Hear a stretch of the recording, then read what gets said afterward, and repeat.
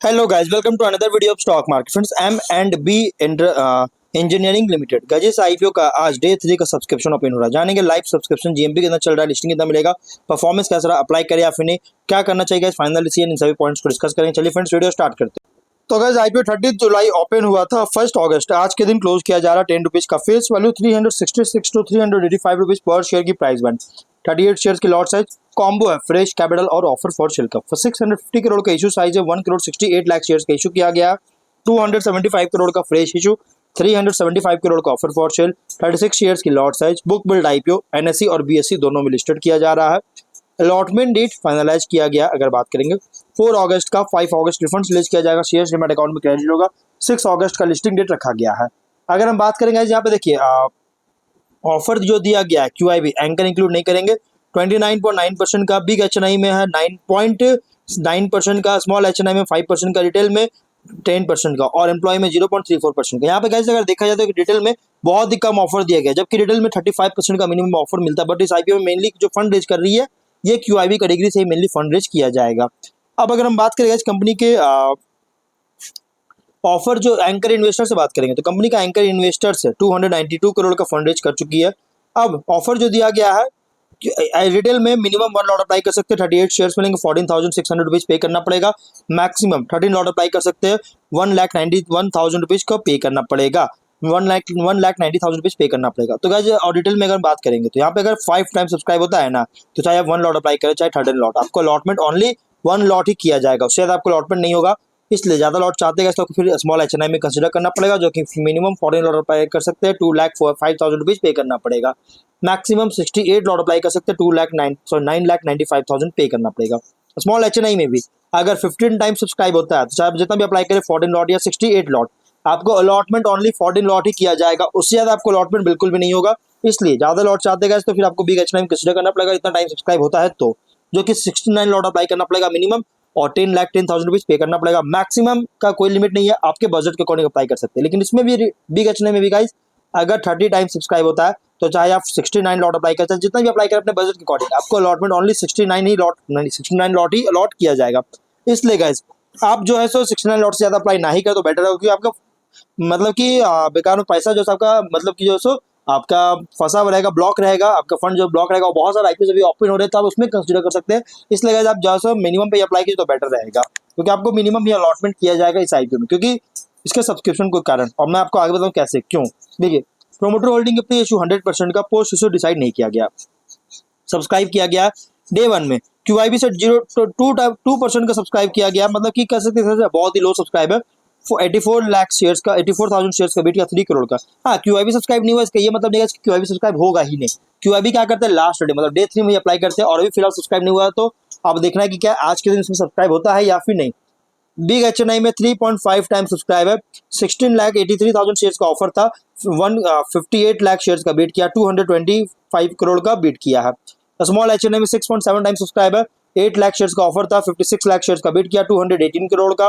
Retail में 10 time subscribe है, 16 lakh shares का ऑफर था, 1 करोड़ 71 लाख शेयर्स का बीट किया, 658 करोड़ का। रेट एम्प्लॉय में 3.8 टाइम का सब्सक्राइब है, 57,000 शेयर्स का ऑफर था और 2 लाख शेयर्स का बीट किया, 8.4 करोड़ का। तो गाइस देखिए मैंने आपको बताया कि आपको मिनिमम लॉट ही लॉट होगा, क्यों, क्योंकि देखिए यहाँ पे देखिएगा तो बिग एचएनआई में 3.5 टाइम सब्सक्राइब, और वो भी डे 2 में, 2 दिन में। क्योंकि लास्ट में नहीं क्या होता है ना आईपीओ में, लास्ट डे में अप्लाई करता, आज लास्ट डे 2 दिन में जिस तक सब्सक्राइब देखने को मेरा चांसेस है कि जो मेरा एस्टिमेट है वो बीट कर जाएगा, 30 टाइम को बीट कर जाएगा big HNI. Small HNI 15 time beat कर सकता है। रिटेल में तो गाइस ऑलरेडी बीट कर चुका है, 5 टाइम से क्रॉस हो चुका है, तो आपको ओनली 1 लॉट ही अलॉट किया जाएगा। एम्प्लॉय में भी गाइस आपको जो है मिनिमम लॉट ही अलॉट किया जाएगा, चाहे आप जिस भी कैटेगरी में अप्लाई करें, आप चाहे रिटेल में अप्लाई करें चाहे एचएनआई में, कैटेगरी दोनों का सेम रहेगा, बट मतलब लॉट दोनों का सेम रहेगा एम्प्लॉय में। लेकिन गाइस इसमें बस एम्प्लॉय डिस्काउंट दिया जाएगा। टोटल 3.11 टाइम सब्सक्राइब है, 2 करोड़ 89 लाख शेयर्स का बीट किया है, 1113 करोड़ का बीडिंग देखने को मिल रहा है। बहुत ही स्ट्रॉन्ग सब्सक्राइब देखने को मिल रही है गाइस डे 1 में, डे 2 दिन में। डे बाय डे की बात करें तो क्यूआईबी में देखिए डे 1 डे 2 किसी में सब्सक्राइब नहीं हुआ, लेकिन एचएनआई में डे 1 में 70% था, डे 2 में इंक्रीज किया 4.5% का। रिटेल में 2.7% टाइम था, 10 टाइम इंक्रीज किया। एम्प्लॉय में 2.2 टाइम का था और डे 2 में 3.8 टाइम इंक्रीज किया। टोटल था 70% का, और डे 2 में 3 टाइम का सब्सक्राइब देखने को मिल रहा है। मतलब डे 1 में अंडर सब्सक्राइब था और डे 2 में बहुत ही स्ट्रॉन्ग सब्सक्राइब देखने को मिला है। जीएमपी की बात करेंगे, कंपनी का जीएमपी जो देखने को मिल रहा है 57 रुपीज का, विच मीन्स 14.8% की लिस्टिंग एक्सपेक्ट कर सकते हो, जो कि एक बहुत ही स्ट्रॉन्ग लिस्टिंग मिलने जा रहा है। 442 रुपीज की लिस्टिंग एक्सपेक्ट कर सकते हैं गाइस। देखिए बिजनेस में मैं ज्यादा कुछ बात नहीं करूंगा क्योंकि ऑलरेडी मैंने वीडियो बना रखे हैं। मैं आपको सिर्फ ऊपर ऊपर से बता देता हूँ, जो कि कंपनी प्री इंजीनियर्ड बिल्डिंग और सेल्फ सपोर्टेड रूफिंग सॉल्यूशंस का बिजनेस करता है, जो कि मैन्युफैक्चर्स और इंस्टॉल करता है self supported steel roofing solutions का इंडिया में, जो कि design lead manufacturing solutions offer करता है। डिजाइन इंजीनियरिंग मैन्युफैक्चरिंग टेस्टिंग वगैरह प्रोवाइड कर रही है, जिससे reliable safe high performance structures को इंश्योर कर सके, और जो कि स्पेशलाइज है प्री इंजीनियर्ड बिल्डिंग्स में स्ट्रक्चरल स्टील और स्टील रूफिंग में।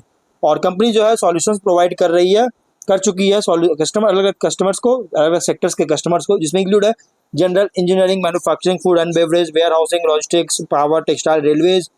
कंपनी का दो मैन्युफैक्चरिंग फैसिलिटीज है जो कि ऑपरेट कर रही है, सानंद और चैयर, जो कि एक है गुजरात में, एक है तमिलनाडु में, जो कि कंबाइंड पीईबी फर्स्ट कैपेसिटी के साथ, जो कि 1,03,800 मिलियन टन पर एनएम का, जो कि सानंद स्टार्ट किया था 2008 में, चैयर स्टार्ट किया 2024 में। चैयर वाला जो फैसिलिटी है ये रिसेंटली स्टार्ट किया गया है। प्रोडक्ट्स को जो है 22 कंट्रीज में भी एक्सपोर्ट करता है, USA, Brazil, south Africa, Qatar, Sri Lanka, Morocco, Nigeria, Kenya, Seychelles में 2010 से अब तक सेल मतलब कि प्रोडक्ट एक्सपोर्ट कर रहा है, स्ट्रक्चरल एंड स्टील कंपोनेंट्स का और पीईबीज का।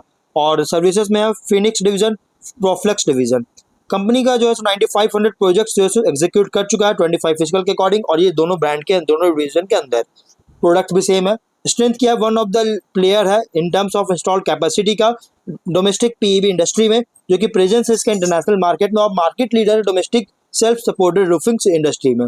और कंपनी जैसे wide range of specialized products और सर्विसेज प्रोवाइड करता है, और जो कि कॉम्प्रिहेंसिव सॉल्यूशन प्रोवाइडर जिसको क्रिएट कर रहा है, बना रहा है कस्टमर्स के लिए बन रहा है। और रिलेशनशिप जो है सो कस्टमर्स के साथ भी ये बनाया हुआ है, क्रिएट किया डाइवर्स सेट ऑफ इंडस्ट्रीज के में देखा जाए तो। और ऑर्डर बुक है 843 करोड़ का। स्ट्रेटेजिकली लोकेटेड मैन्युफैक्चरिंग फैसिलिटीज है पीईबी का के लिए, कॉम्प्रिहेंसिव इन हाउस डिजाइन और इंजीनियरिंग कैपेबिलिटीज के साथ, और फॉर्ड मोबाइल मैन्युफैक्चरिंग यूनिट है सेल्फ सपोर्टेड रूफिंग सिस्टम्स के लिए। तो overall company one of the leading player है पीईबी प्लेयर्स का, और जो कि वैरायटी ऑफ नीड्स जो है सो अलग अलग सेगमेंट्स को प्रोवाइड करता है। और कंपनी जो है ना 9500 प्रोजेक्ट्स के आसपास जो है कंप्लीट कर चुका है फिनिक्स और प्रोफ्लेक्स डिवीजन के अंडर। तो ओवरऑल गाइस देखिए कंपनी का अगर हम फिनेंशियल की बात करेंगे, जो कि कंपनी का देखा जाए तो अच्छी खासी बिजनेस कर रही है, लेकिन इसके फिनेंशियल देखा जाए 25 में 849 करोड़ का एसेट्स था, नेटवर्थ था 306 करोड़ का, रिजर्व्स था अगर देखा जाए तो 256 करोड़ का, डेट था 186 करोड़ का।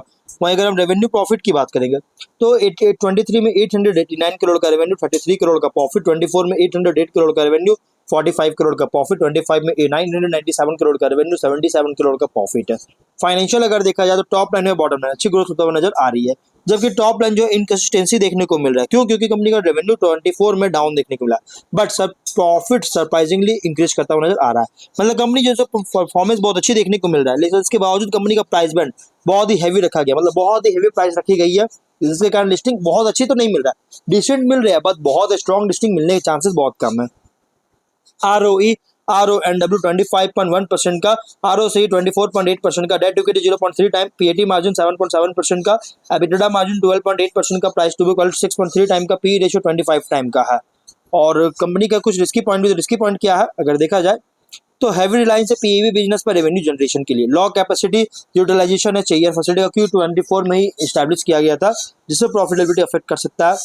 बिजनेस हेवली रिलाई करता है रिपीट ऑर्डर्स पर फ्यू कस्टमर से, डिपेंडेंस है थर्ड पार्टी कॉन्ट्रैक्टर्स पर, जो कि रिस्क है टाइमली प्रोजेक्ट एग्जीक्यूशन को लेकर, अनरजिस्टर्ड ट्रेडमार्क के कारण गाइस ब्रांड आइडेंटिटी और प्रोजेक्ट प्रोडक्शन को वीकन कर सकता है, कमजोर कर सकती है गाइस, ये कुछ रिस्की पॉइंट भी है। इसके कॉम्पिटिटर की बात करेंगे तो M&B के कॉम्पिटिटर है Pennar industries, Bansal roofing product, Birla Nu जो कि सेंचुरी टेक्सटाइल्स नाम है इसका, और Everest industries, Interarch building products, ये सभी इसके कॉम्पिटिटर है गाइस। अगर हम बात करेंगे तो सबके कंपैरिजन में इसका कंपनी का जो रेवेन्यू है अच्छी खासी देखने को मिला, बहुत कम देखने को मिला। हाँ बंसल रूफिंग का रेवेन्यू से बहुत ही बेहतरीन है, लेकिन गैस फिर भी बहुत ही कम देखने को मिल रहा है, बट ROE कंपनी का अदर कॉम्पिटिटर से बहुत अच्छी देखने को मिल रही है अगर हम देखेंगे तो। NAV भी अगर देखा जाए तो ठीक ठाक देखने को मिल रहा है, लेकिन बहुत कम है अदर कॉम्पिटिटर से, मतलब कि कह सकते एक तरह से गाइस कि बहुत ज्यादा। और PV रेशियो भी 26 टाइम का है, और मतलब कि कंपनी जो है ना अगर देखा जाए तो बहुत कॉस्टली देखने को मिल रहा है, इसका जो IPO का जो प्राइस है ना बहुत कॉस्टली देखने को मिल रहा है।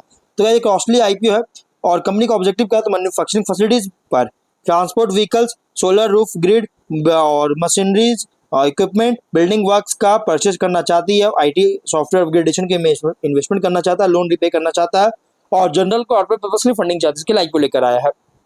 तो ओवरऑल अगर बात करें गाइस तो कंपनी लॉन्ग टर्म के लिए कंसीडर कर सकते हैं, लेकिन एक रिस्क है। रिस्क इसमें सिंगल पॉइंट क्या है रिस्क का कि कंपनी का प्राइस बैंड जो कि बहुत ही हेवी प्राइस रखा गया, ये प्राइस बैंड थोड़ा कंसर्न रेज कर रहा है। अदरवाइज कंपनी बहुत अच्छी परफॉर्मेंस है, फंडामेंटली स्ट्रॉन्ग है, तो आप इसमें कंसीडर कर सकते हैं लॉन्ग टर्म के लिए। तो गाइज फाइनल डिसीजन जो भी लीजिएगा अपने रिस्क पर लीजिएगा। ये कोई रिकमेंडेशन वीडियो नहीं, तो मिलता है नेक्स्ट वीडियो में।